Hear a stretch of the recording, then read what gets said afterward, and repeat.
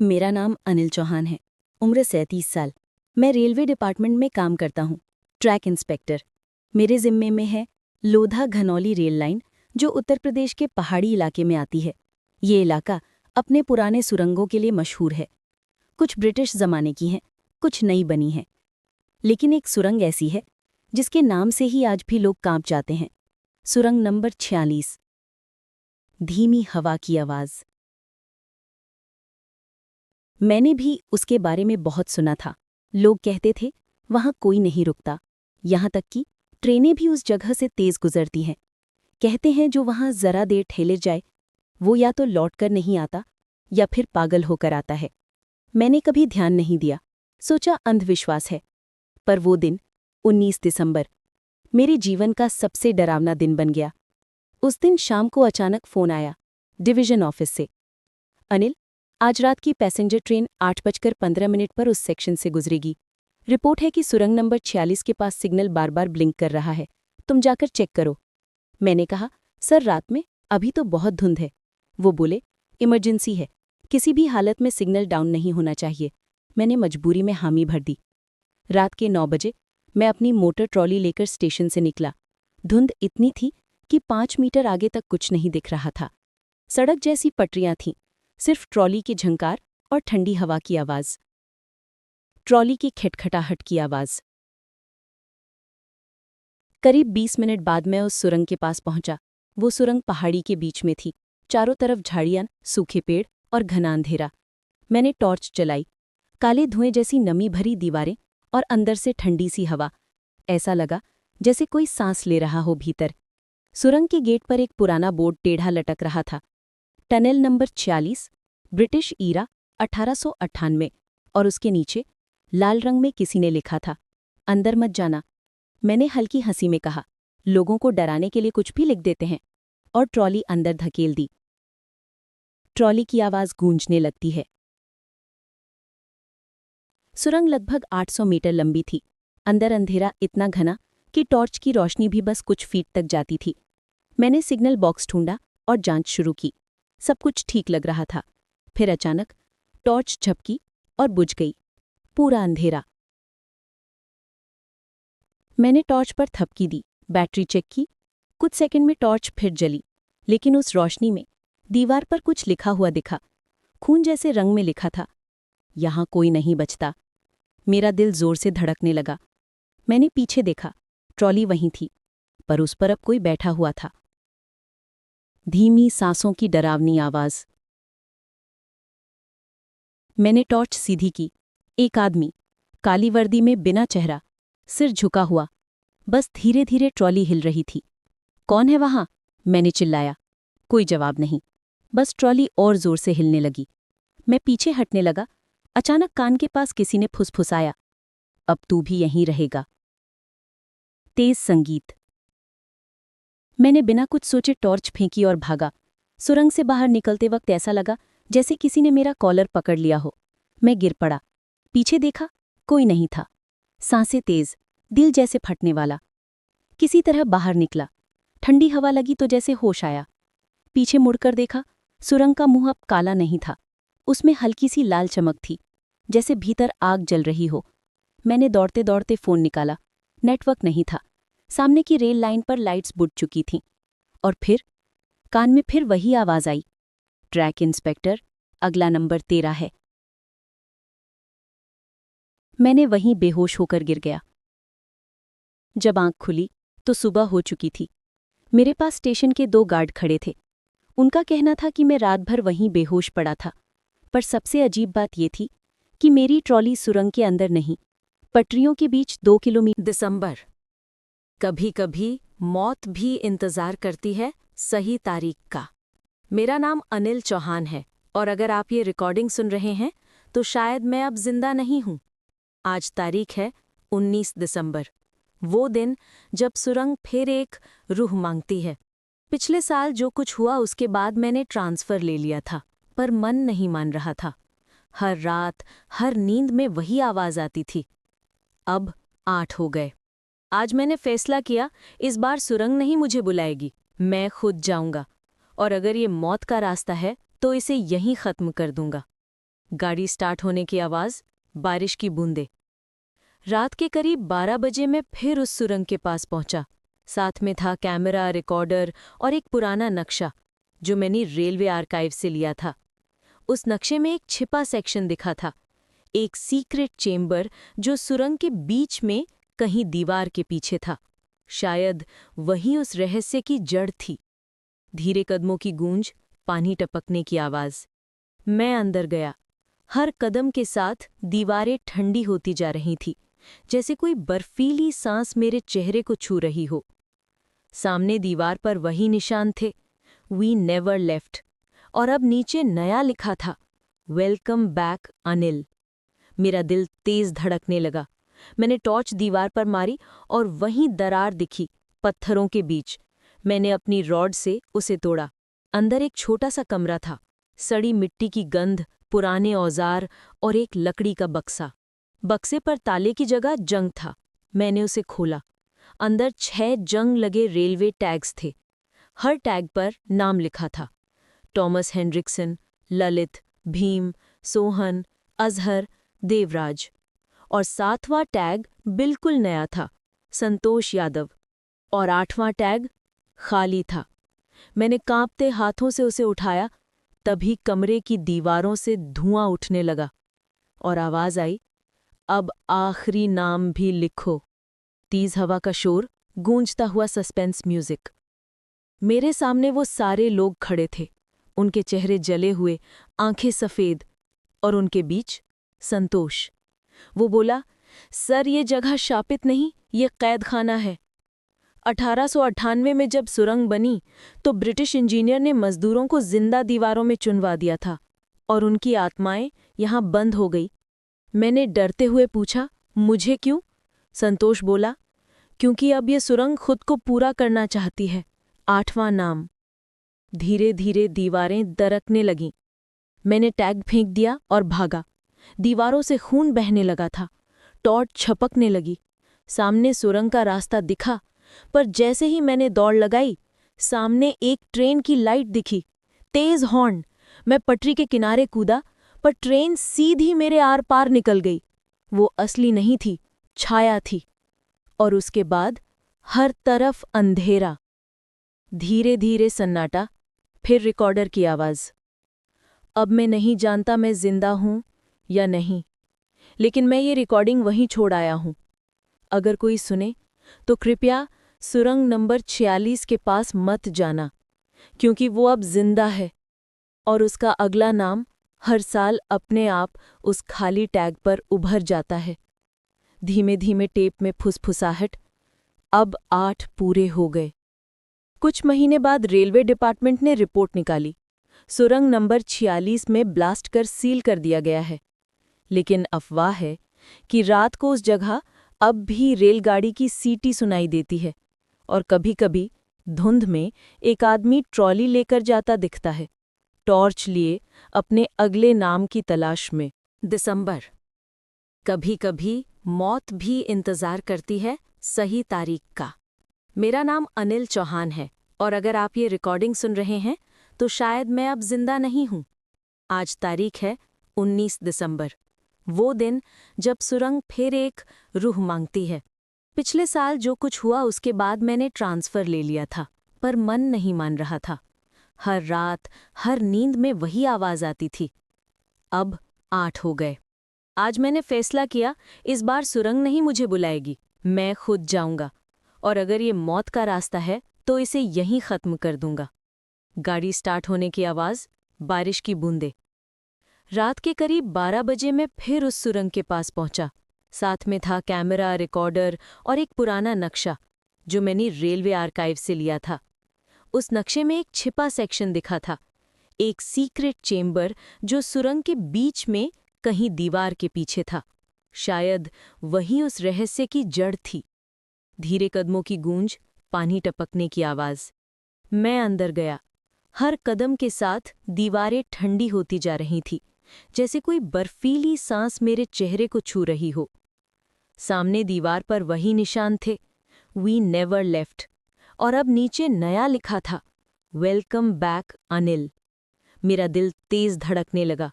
मैंने टॉर्च दीवार पर मारी और वहीं दरार दिखी, पत्थरों के बीच। मैंने अपनी रॉड से उसे तोड़ा। अंदर एक छोटा सा कमरा था, सड़ी मिट्टी की गंध, पुराने औजार और एक लकड़ी का बक्सा। बक्से पर ताले की जगह जंग था। मैंने उसे खोला। अंदर 6 जंग लगे रेलवे टैग्स थे। हर टैग पर नाम लिखा था, टॉमस हेनरिक्सन, ललित, भीम, सोहन, अजहर, देवराज। और 7वां टैग बिल्कुल नया था, संतोष यादव। और 8वां टैग खाली था। मैंने कांपते हाथों से उसे उठाया, तभी कमरे की दीवारों से धुआं उठने लगा और आवाज आई, अब आखिरी नाम भी लिखो। तेज हवा का शोर, गूंजता हुआ सस्पेंस म्यूजिक। मेरे सामने वो सारे लोग खड़े थे, उनके चेहरे जले हुए, आंखें सफेद, और उनके बीच संतोष। वो बोला, सर ये जगह शापित नहीं, ये कैद खाना है। 1898 में जब सुरंग बनी तो ब्रिटिश इंजीनियर ने मजदूरों को जिंदा दीवारों में चुनवा दिया था और उनकी आत्माएं यहां बंद हो गई। मैंने डरते हुए पूछा, मुझे क्यों? संतोष बोला, क्योंकि अब ये सुरंग खुद को पूरा करना चाहती है। 8वां नाम। धीरे धीरे दीवारें दरकने लगीं। मैंने टैग फेंक दिया और भागा। दीवारों से खून बहने लगा था। टॉर्च छपकने लगी। सामने सुरंग का रास्ता दिखा, पर जैसे ही मैंने दौड़ लगाई, सामने एक ट्रेन की लाइट दिखी। तेज हॉर्न। मैं पटरी के किनारे कूदा, पर ट्रेन सीधी मेरे आर पार निकल गई। वो असली नहीं थी, छाया थी। और उसके बाद हर तरफ अंधेरा। धीरे धीरे सन्नाटा, फिर रिकॉर्डर की आवाज। अब मैं नहीं जानता मैं जिंदा हूं या नहीं, लेकिन मैं ये रिकॉर्डिंग वहीं छोड़ आया हूं। अगर कोई सुने तो कृपया सुरंग नंबर 46 के पास मत जाना, क्योंकि वो अब जिंदा है और उसका अगला नाम हर साल अपने आप उस खाली टैग पर उभर जाता है। धीमे धीमे टेप में फुसफुसाहट। अब 8 पूरे हो गए। कुछ महीने बाद रेलवे डिपार्टमेंट ने रिपोर्ट निकाली। सुरंग नंबर 46 में ब्लास्ट कर सील कर दिया गया है। लेकिन अफवाह है कि रात को उस जगह अब भी रेलगाड़ी की सीटी सुनाई देती है और कभी-कभी धुंध में एक आदमी ट्रॉली लेकर जाता दिखता है, टॉर्च लिए अपने अगले नाम की तलाश में। कभी-कभी जो लौटता है वो इंसान नहीं होता। कहानी वहीं से शुरू होती है जहां अनिल चौहान की रिकॉर्डिंग खत्म हुई थी। रेलवे रिपोर्ट के मुताबिक सुरंग नंबर 46 को डायनामाइट ब्लास्ट से बंद कर दिया गया था, लेकिन 3 महीने बाद एक बात सबको हैरान कर गई। अनिल चौहान लौट आया। वो स्टेशन के पास बेहोश मिला था, सिर पर चोटें, कपड़े फटे हुए थे। हाथ में एक पुराना रेलवे टैग जिस पर लिखा था अनिल। डॉक्टरों ने कहा कि वो जिंदा है, मगर बोल नहीं पा रहा। उसकी आंखें लगातार किसी एक दिशा में टिकी रहती थीं, जैसे वो कुछ देख रहा हो जो बाकी सब नहीं दिख सकते। 5 दिन बाद उसे घर भेज दिया गया, पर उसकी बीवी रीना कहती है, जो घर लौटा वो मेरा पति नहीं था। वो रात को अचानक उठ जाता था, रेलवे ट्रैक की तरफ चल पड़ता और बार बार वही एक लाइन बोलता, अब सुरंग नहीं, मैं उसका रास्ता हूं। एक दिन रीना ने तय किया कि वो सब रिकॉर्ड करेगी। उसने मोबाइल कैमरा चालू किया। रात के 2 बजे अनिल फिर उठा, दरवाज़ा खोला और घर से निकल गया। वो बिना कुछ बोले सीधे उस पहाड़ी की तरफ चला गया, जहां अब वो सुरंग बंद थी। रीना उसके पीछे पीछे गई। वहां जमीन पर सिर्फ पत्थरों का ढेर था, पर अनिल उन पत्थरों को छूने लगा और फुसफुसाया, अब रास्ता मुझसे होकर जाएगा। और अगले ही पल जमीन कांपी, हवा ठंडी हुई और पत्थरों के बीच से लाल रोशनी निकलने लगी। रीना चिल्लाई, अनिल रुक जाओ, लेकिन वो मुड़ा भी नहीं। धीरे धीरे उसका शरीर उस रोशनी में समा गया। रीना वहीं बेहोश हो गई। जब सुबह पुलिस पहुंची, वहां सिर्फ मोबाइल पड़ा था, रिकॉर्डिंग चालू थी और उस रिकॉर्डिंग में आखिरी फ्रेम में सिर्फ यही दिखा। सुरंग की दीवार पर लिखा था, the way is open again. उसके बाद जो हुआ वो किसी ने नहीं देखा, पर हर 19 दिसंबर की रात अब कोई नई सुरंग खुल जाती है, जहां पहले कभी ट्रैक नहीं था। वो सुरंग अपने आप बनती है और किसी न किसी स्टेशन मास्टर को कॉल आता है, सिग्नल डाउन है, जाकर देखो। जो भी जाता है वो अनिल चौहान जैसा ही गायब हो जाता है। कहते हैं अब उस सुरंग की आत्माएं किसी एक जगह नहीं बल्कि हर रेलवे लाइन के नीचे बिखरी हैं, और जो ट्रेन वहां से गुजरती है कभी कभी उसके इंजन में किसी अदृश्य हाथ का निशान मिल जाता है। कुछ ड्राइवर्स बताते हैं कि काले शीशे में उन्हें एक चेहरा दिखता है, सफेद आंखों वाला, टॉर्च लिए हुए, धीरे से बोलता है, कभी कभी जो मर जाता है वो खत्म नहीं होता, बस रूप बदल लेता है। कहानी वहीं से शुरू होती है जहां पिछला भाग खत्म हुआ था। सुरंग नंबर 46 अब बंद नहीं रही, वो जमीन के नीचे जड़ें फैलाकर नई नई जगहों पर रास्ते खोलने लगी है। 19 दिसंबर, इस बार 10 साल बाद। जगह लखनऊ रेलवे मुख्यालय। एक नई अफसर इंस्पेक्टर मीरा देशमुख, रेल दुर्घटनाओं की जांच में माहिर। उसे एक फाइल दी गई थी, case tunnel 46 activity report. Report के मुताबिक हर 19 दिसंबर को किसी न किसी जगह रेल सिग्नल अपने आप बंद हो जाता है, और अजीब बात ये, हर बार उस जगह के नीचे पुरानी मिट्टी से वही लाल रोशनी निकलती है। मीरा ने कहा, मुझे उस जगह जाना होगा। ट्रेन चलने की आवाज़। वो टीम के साथ रात को निकलती है, पर अब कोई सुरंग नहीं थी, बस एक पुराना मैदान जहां कभी सुरंग का रास्ता खत्म होता था। मीरा ने मिट्टी में टॉर्च मारी, वहां एक पुराना रेलवे टैग पड़ा था। नाम पढ़ा, अनिल। जैसे ही उसने टैग उठाया, जमीन कांपी और नीचे से आवाज आई, तू लौट आई। मीरा पीछे हटी, पर उसी वक्त मिट्टी फटने लगी और एक पुराना लोहे का दरवाज़ा उभर आया। उस पर खुदा था, टनल 46 न्यू पाथ। तेज हवा और डरावनी बैकग्राउंड म्यूजिक। टीम ने दरवाज़ा खोला। अंदर धुंध, सड़ी गंध और अंधेरा, जैसे कोई जगह खुद नहीं, किसी के शरीर का हिस्सा हो। मीरा बोली, सावधानी से चलो।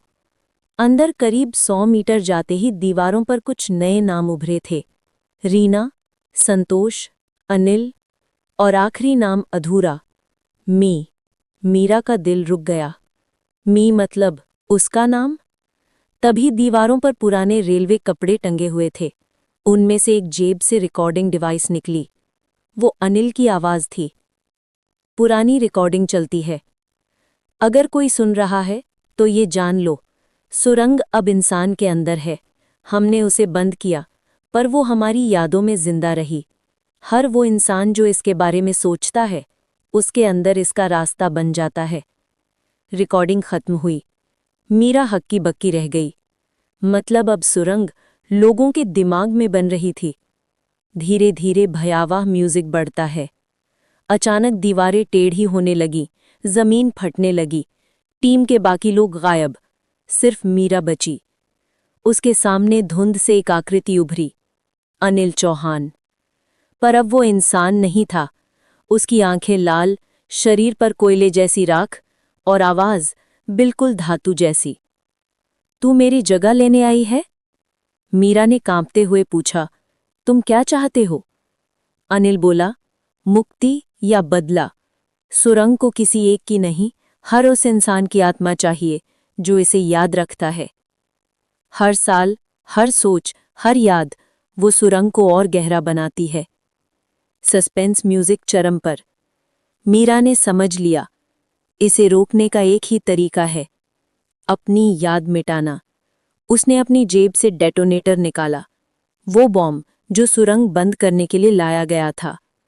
अगर याद ही इसे जिंदा रखती है, तो मैं आखिरी याद बनूंगी। वो मुस्कुराई और बटन दबा दिया। तेज विस्फोट और फिर पूरी खामोशी। अगली सुबह उस जगह सिर्फ राख थी, कोई सुरंग नहीं, कोई शरीर नहीं। पर जब पुलिस ने इलाके का ड्रोन सर्वे किया, तो ऊपर से जो दिखा वो सबको सन्न कर गया। मिट्टी में जली हुई लकीरें थीं, जो मिलकर एक शब्द बना रही थीं, टनल 47। धीमे स्वर में फुसफुसाहट। कहते हैं, अब हर नई रेलवे लाइन के नक्शे में एक अदृश्य बिंदु खुद उभर जाता है। कोई नहीं जानता कैसे, पर अगर आप कभी किसी ट्रैक के पास 47 लिखा हुआ देखें तो समझ जाएं, कहानी खत्म नहीं हुई। दी एंड, बट नॉट रियली। अंधेरी सुरंग सीजन 1 समाप्त। अब सुरंग जमीन पर नहीं, इंसानों के अंदर है।